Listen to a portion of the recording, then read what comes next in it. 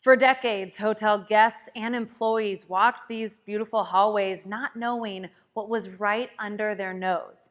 Now, the bunker at the Greenbrier is one of the biggest attractions for tourists all over the world. It was built during the Cold War for Congress as a fallout shelter.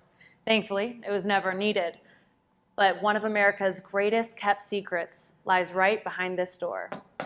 Okay, now we're in the press briefing room, and I'm with the historian of the Greenbrier, Dr. Bob Conti, who worked here for 42 years. So what do you remember about the time working here before the public even knew what this was? Well, there were always sort of rumors, and there was a sense of mystery. In fact, sometimes I miss that sense of mystery. Wow. Did that really happen? Is this just a rumor?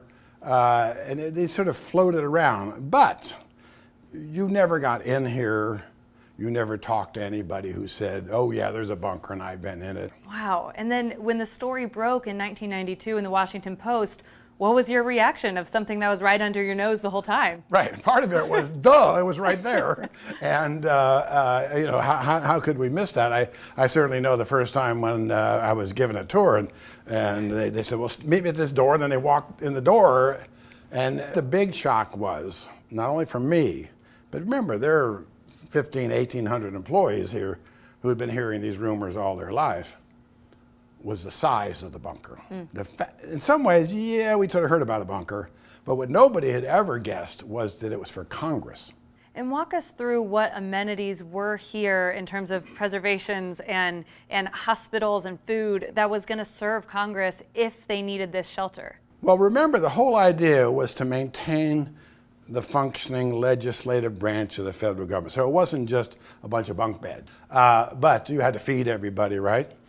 So there was a kitchen. You had to supply your own power, so you had a whole power plant.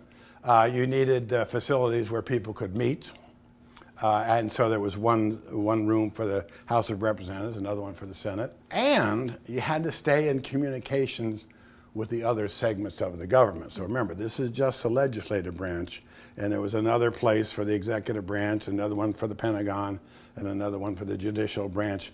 And so this whole thing, the continuity of government program, depended on everybody being able to communicate. So they'd be passing laws here and debating bills. And obviously it was built during the Cold War era. Right. So what was this bunker protecting from as far as they knew at that point? Well, the assumption of the Cold War was you had the Soviet Union and the United States nose to nose, and then the ultimate nightmare would have been it would lead to a nuclear exchange.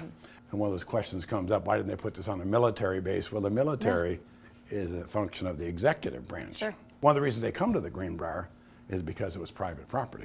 What do you think, or what do we know that Congress at the time knew about this, or did they not? They didn't. So for the policy from the get-go was just the leadership of Congress was briefed on. The Senate Majority Leader, the Senate Minority Leader, the Speaker of the House, the Minority Leader of the House. So as time went, remember this here for 30 years, and as time went on, the people who occupied those positions were briefed on this.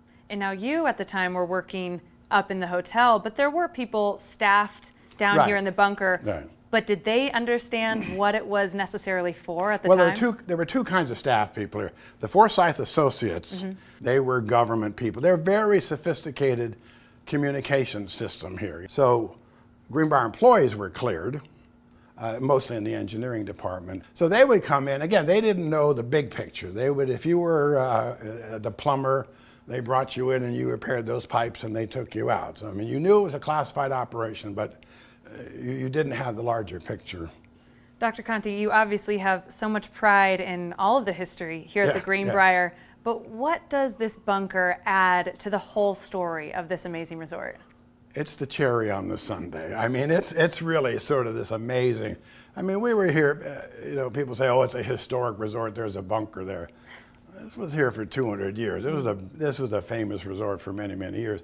And then it just adds this almost unbelievable, sort of mind-boggling twist to the whole story. Right. And that's what made it such a good cover story.